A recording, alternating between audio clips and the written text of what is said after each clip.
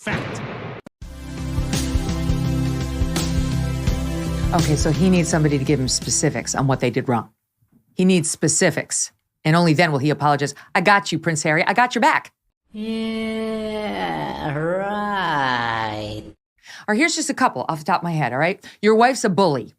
Her former press communications person who worked for both you and your brother, Jason Knopf, is on the record about the bullying she committed against people who were younger than she was, or who are less powerful than she was within the palace, who she made cry all the time. Are you sure about that? One of the other people that she apparently made cry was Princess Kate. She told Oprah that Kate made her cry, but now we know from your own book, Harry, that it was Megyn calling Kate a baby brain. It's your baby brain, after she gave birth to her third child. What? To explain Kate's complaints about Meghan's wedding plans. All right? That's not polite.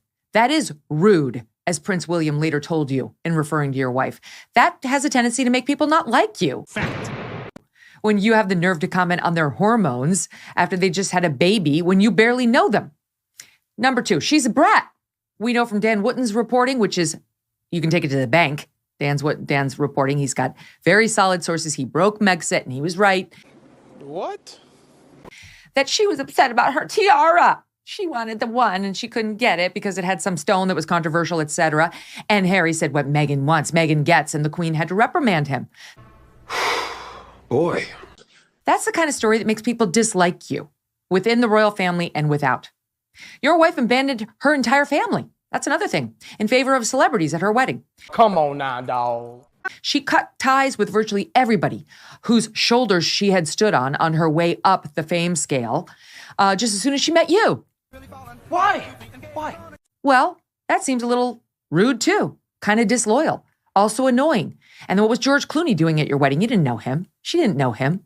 That's who she had there instead of the sweet cousin or her stepsister, whatever it was, who she had supposedly grown so close to. You said that in your Netflix documentary. She forgot that girl. She ghosted her because apparently she didn't make the grade. Never mind her step-siblings and so on. Half-siblings. Your fights with the press. You two look like a couple of whiny babies, and it's been going on for years. And? How many lawsuits have you filed against the Mail and so on? Forget the lawsuits, though. It's your whiny statements about the nasty press. Every single celebrity deals with it. You don't think George Clooney's had negative things written about him? Tom Cruise had negative things written about him. He doesn't use his speeches or his media appearances to whine about the mean media. They say the things that aren't true. We're sick of it. Shut up about your negative press coverage. Does somebody like Beyonce, who you love so much, look for a negative, obscure comment online as representative of her experience with the press and then act like a victim because of it? No. God, please, no! No, she doesn't. Because she understands she's had a similar experience to the one that you and your wife had for the vast majority of your time in the public eye. Absolutely fawning media coverage. You're the ones who made it turn. What is he doing? You. Not Prince William, not King Charles, not Camilla. You. They've given you fawning coverage. It is the opposite of what you are claiming, and it makes people dislike you. These constant complaints. Okay, here's another one. You're a leaker too. You're upset that the royal family leaks on you. You leak just as much as they do. Boring. You use Omid Scobie, your little stenographer at Harper's Bazaar. You use People magazine. But we all see what you're doing while you claim you have clean hands and you absolutely do not. How? Hold on, bro. How? Here's another one. You abandoned the royal family in their greatest time of need. Both of you. You planned Megxit and executed on it. For one thing, when Prince Philip was dying in the hospital, you sat down with Oprah and called the royal family a bunch of racists. What? By the way, they now deny that. We'll get to it. You didn't care. And you didn't even have the decency to rule him out or the Queen when you knew he was in the hospital. And very elderly man, your own grandfather. Nope. Still wanted your moment in the sun with the Queen of Montecito. Well, when the actual Queen Elizabeth, your grandma, was in the hospital, you two were sunning yourselves out in California. Everybody on the royal family went out there and upped their royal duties so that she could be rest assured the family still had her back and was representing the royal family, not you two. You were in the midst of your wine-a-thon out there on the West Coast. So that was a f***ing lie. You were happy to call her family racist when she was in her last year on Earth. You made the Queen's stress level go up, not down, when she was at her most aged and infirm. Ladies and gentlemen, We got him. You two both constantly play the victim. That's our number one complaint about you, despite the enormous privileges life has handed you. This is why we can't stand you. And it probably irritated your brother and your father and your mother-in-law too. Appointment is immeasurable. Right? You go out on Oprah, you and your wife, and want us to care about what title your kid is going to get or how big your castle is, like you complain about in Netflix. What color designer dresses you were forced to wear in your wife's case. Here we go again. Without stopping for 2 seconds to acknowledge the struggles of real people.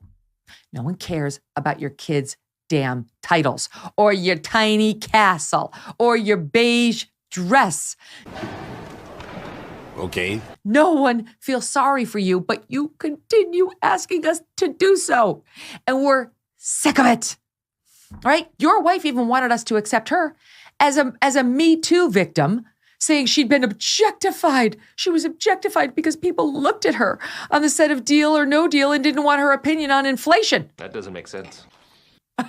She was objectified. No good deed goes unpunished. They give her the role of a lifetime. She was a total unknown, put her on national television, gave her beautiful dresses to wear, did her hair and makeup, and all she can remember is, they told me to suck in my stomach and didn't pronounce my name correctly. I was objectified. What the hell do you think a model does? That's what you were on that show. You were a model. People pay to look at you. That's objectification. Deal with it. Or don't. But don't take the money, climb the ladder of success, and then show absolutely no gratitude and complain that you were objectified. Fact. That's why you got a paycheck. You and she both lie. A lot, especially your wife. Oh, I was told by the guy in The Lion King that people hadn't celebrated like this when I married Harry, like they did since Mandela was freed. Lie. Lie, as the Lion King cast has come out and said. You claimed your baby was in grave danger when there was a fire in the nursery when you did the overseas trip. He was nowhere near the fire. It was smoke out of an errant heater, and he was nowhere near it. He was not in danger, but you did that to make yourself look more aggrieved. What do you mean by that? Than in fact you were. That's a pattern with you. You suggested the royals are racist, as I mentioned, without a scintilla of truth. Now you reverse that, and you blame the press for that too. What? Right? By the way, these two, as they now claim that they never called the royals racists, that's what Harry's claiming, that neither he nor his wife ever called the royals racists, despite what we heard in the Oprah interview. They accepted an award like 2 weeks ago in New York City for standing up to, and I quote, the structural racism within the royal family. That was Kerry Kennedy, whose family was presenting them with the award. Did they stand up and say, this is an outrage? That doesn't make sense. Our family's not racist. We never said such a thing. No, they took the award and loved every second of it. So spare me now that the blowback has been bad, that you didn't call them racist because you did. We saw it. It's on tape. You constantly lecture the so-called little people on how they need to be better people, more like you, we guess, while showing zero appreciation for their problems, right? So that was a lie. Harry had the nerve to lecture us on white supremacy and white privilege. Then their Netflix documentary calls all Brexiters racist if you were in favor of Brexit, which the majority of Great Britain residents were. You're racist. What the hell? She's out there telling us don't call women difficult. By the way, we now know that's what Prince William called her. So like I said before, that whole Spotify series she did was her working out her own issues. She doesn't want you to be able to say women are difficult because that's what Prince William said about her. Don't say diva, don't say bitch. I'm sure they called her that too. You're hypocrites. You lecture us on the environment and how we need to go green and do better as citizens while you're on your private jets and your SUVs with your enormous mansion out in Montecito saying reportedly it's not big enough or good enough for you, right? These are the reasons why we can't stand you. I'm giving you the specifics you so desperately want.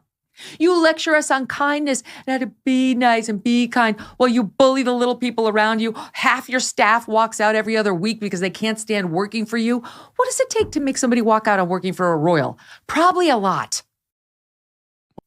Right? Is it over? Is Harry finally done with his incessant whining and the demonization of his family? I don't think so. I don't think it's done by a long shot. He's out there giving these interviews. I'm really hoping this is it, so we don't have to keep talking about this guy.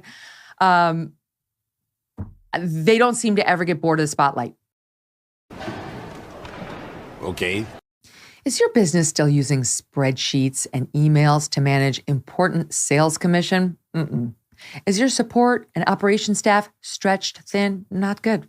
Are your salespeople constantly trying to piece together the puzzle for what they're getting paid for and what is potentially missing from their comp? Well, this is where Clear Comp comes in. Yeah, right. Clear Comp is a one-stop shop for your business to manage sales commission documentation like commission plan info, product info, and facts. Nice. It's basically a sales operations and sales enablement dream platform. ClearComp works seamlessly and securely with your existing software applications for your billing, CRM, HR, you get the picture. Your sales team will perform their best with real-time results and earnings using ClearComp's interactive dashboards. And your operations team will be able to make commission plan adjustments with just a few clicks. Super easy. Shut up, bro. So please, get this done already, right? It's time. Modernize your sales organization. Improve your business today by visiting clearcomp.com. That's CLEARCOMP.com. Book a demo and tell them I sent you. Hey, thanks so much for watching. If you like what you just saw, hit the subscribe button for more clips and full episodes.